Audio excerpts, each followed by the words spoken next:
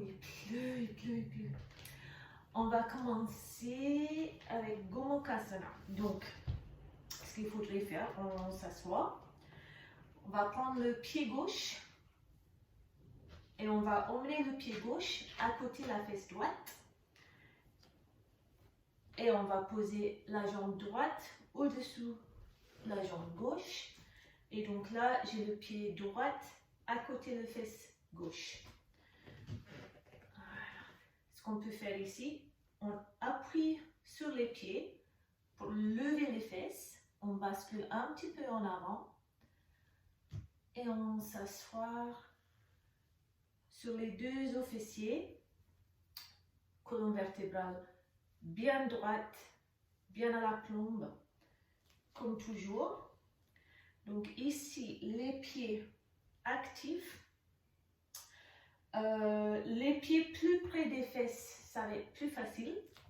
Un peu plus de sensations, il faut avancer les pieds un peu plus vers le devant. Pour pas trop inquiéter si les genoux ne touchent pas. Donc ça se peut que si vous êtes vraiment, on va dire pas très souple, parce que c'est le cas pour beaucoup de gens qui courent, surtout dans cet endroit, les fesses, les hanches et tout ça. Le genou peut être assez haut comme ça, c'est pas grave, tant que les deux os fessiers sont bien sur le tapis. Les pieds flex et le colonne vertébrale bien droite, bien étirée. Les épaules loin des oreilles. Et de là, on va poser les mains par terre devant. Inspire, étirez le colonne vertébrale. Et expire, en gardant les os fessiers bien sur le tapis. On va commencer à basculer vers le devant. Inspire, encore une fois, étirez bien le colonne vertébrale. Spiralez le cœur vers le ciel. Et expire, on penche vers le devant. Encore une fois, tire le sol avec les mains. Inspire, étire le colonne vertébrale. Expire, flexion devant. Et on continue comme ça.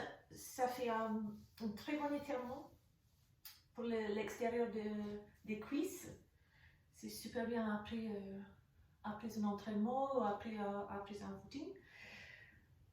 Et on va rester là 4-5 respirations.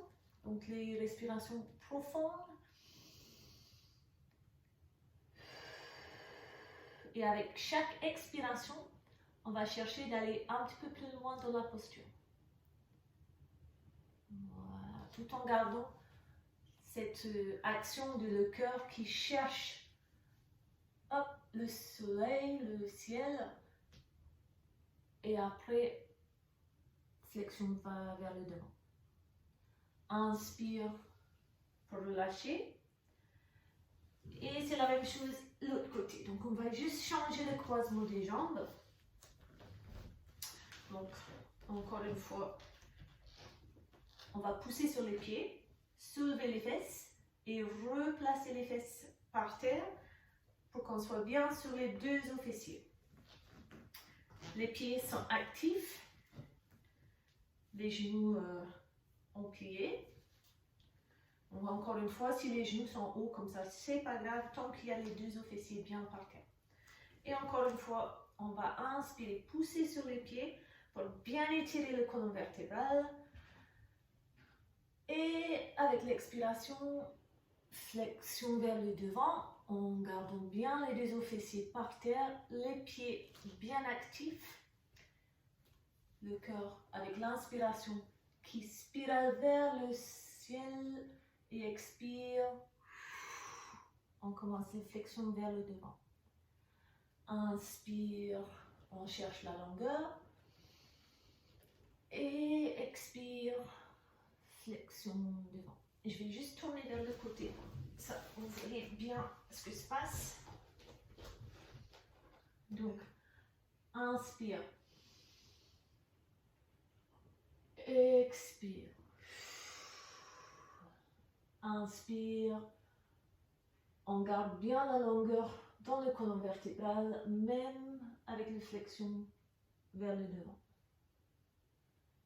On peut tirer le tapis ou le sol avec les mains pour avoir plus de longueur, plus de hauteur dans le colonne vertébrale. Et expire, flexion devant.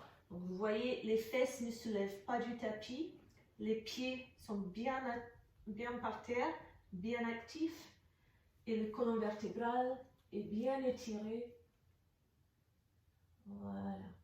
Donc 4-5 profondes respirations dans cette posture. Voilà, et ça étire bien les extérieurs des cuisses. Inspire, on revient au centre. Et expire, on relâche la posture. Voilà, à vous d'essayer. À bientôt. Soignez-vous bien, prenez bien soin de vous, boire beaucoup d'eau et mangez sainement surtout.